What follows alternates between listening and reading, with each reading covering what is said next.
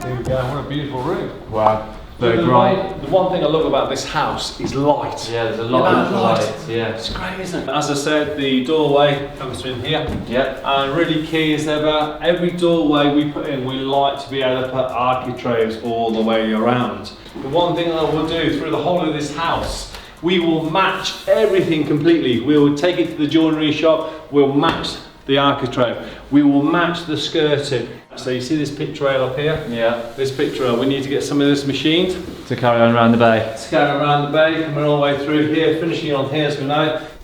So we'll put a piece in there, and then put a piece in there, and then obviously another piece around here, finishing off on this picture rail, okay? You can see this chimney stack's leaking, the flaunching's gone. The stacks aren't at all breathing. All the stacks have been capped, they're not been ventilated properly. No. So we've got to knock off all the rubber, we've got to put the pots back on, get the cowlings on, get them to get the ventilation going through again. Some of the chimney stacks as well internally are being covered up, not allowed to be vented, so obviously you need the airflow going through all the time. So that's really key. We can expose them all and get them all cleaned down, okay? Floor carpet coming up again, all the floors sanded, electrical sockets. Now, fittings. So basically, this isn't the actual original. The fitting that we're actually going to use, as I said earlier, is a Corsten. And the fitting that Julie and Simon have chosen is absolutely beautiful actually. It's a very patinaed finish like this, but it's going to be a flat plate.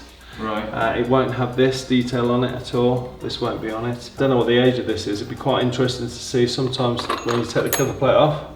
There's sometimes a date in there. I haven't got my glasses on me actually. Sometimes there's a date in there and who's been made by, but there's nothing. Can't see anything. Can you see anything? No. And I don't know whether you've noticed the doors here in a normal modern house now. The doors always open, don't they?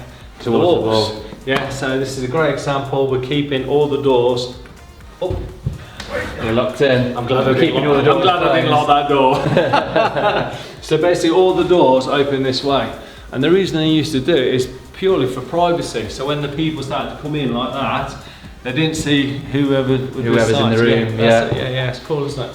But all the doors open this way. The only thing they haven't done, which is really odd, a lot of the time they used to put them on self, you know, the rising butt hinges. Yeah. They used to put them all on that because what that would do is that as you open the door would self-close itself. So it's quite odd. I think what's happened is these hinges have been changed, maybe, I don't know. But I find it quite odd that it hasn't got rising butt hinges. But they do look they look pretty original. Yeah. Are we leaving them hinges as they are? Or No. We're going to leave everything as it is. The only thing we'll do is just clean them all up so they're a lot better to obviously paint, and then we'll plain fit them beautifully, because obviously you imagine this house that was moved over the years. This decorative panelling that we've got on here, just leave all this on as well, so it'll be really cool. That's about the only thing we won't do. We won't strip the doors, we'll sand them all back. And soft fill them, because trying to get the paint off this, it would just end up destroying this pattern. Destroy that paneling, that's it. Yeah. I did used to know what this was called and I forgot. It's just my getting old, having a senior moment, I think. All the locks are going to be a deep lock section. Yeah. They'll have the escutcheon on that are going to here. So, but that's down to the client to pick. That's all kind of later on in the fittings and finishings. Okay. So basically what we've got here, guys, is that Julie has very kindly done these sheets, and what these sheets do, this gives us a really good indication about what's going to happen in this room. So a great example, we've got this beautiful cast iron radiator going in. They're like classed as school radiator valves, but and then these are the switches I was talking about earlier, John, where these are the Corsten switches. I mean, how beautiful with the toggles on, absolutely gorgeous, aren't they? Beautiful they are. Nice. And then obviously we've got other themes and other paints that Julie's trying to achieve, and the colour of the floor and what we're trying to achieve with this. So it gives us a really great idea in the theme what Julie's trying to capture in this room. And we've got these for all of the rooms. We've got this for the master ensuite.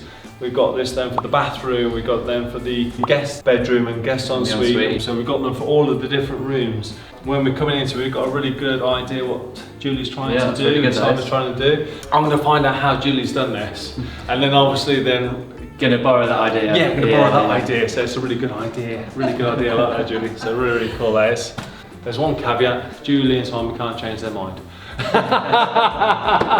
It's been laminated now. Yeah, that's it. Yeah. Laminated, that's the sign off. In fact, we should have had a sign off over there, shouldn't we? Signed off. Final sign. The ensuite to master bedroom. So obviously this is again the bath we're going to be using, the toilet we're going to be using. We've also got then the flooring, obviously to a paper detail that Julie's then going to get as well, to the radiator, the shower valves. So it really helps us get where we want to be, and obviously see Julie's then design and basically the dream at the end, really. Yeah, it's really good inside, isn't it? And then we've got the same then obviously when we go through here. So this is the main guest bedroom and the ensuite for in here. So same again, the switch plates, cast iron rads. These are the downlights, these seamless ones again. Yeah. They get plastered in set, they're beautiful, aren't they? That's the base and the toilet we're going to use. These are the tiles that we're going to be using. Wallpaper. These are going to be the light fitting going up into here. And obviously that's the actual Shower. I couldn't think then, thanks John. Couldn't think, tongue tied. So yeah, this is the shower and the rail that's going to go into this ensuite in here. So it's really cool. So these data sheets, absolutely love these data sheets. Great, definitely a definite must now. All the time, I do like them, yeah. Yeah, really gives us a great idea what we're trying to achieve and trying to do. They've used this as a service void for the flats, haven't they? Yeah. We'll get rid of all that, all the pipes, all the wires that are running through this, the flat above. We're not going to be working on the upstairs flat at the moment. It's just literally first floor, ground floor. That's it at the moment, okay, and obviously the outside garden as well, where we're going to put the driveway. But all of this will go, so you've got to redirect pipes and cables, so we've got to find the service route. I thought the best place for all that service route would be probably through this in the cupboard. So, Yeah, this is going to be a store cupboard. What can happen? We can run a lot of services, pipes through here, a lot of cabling through here. We can hide everything through here.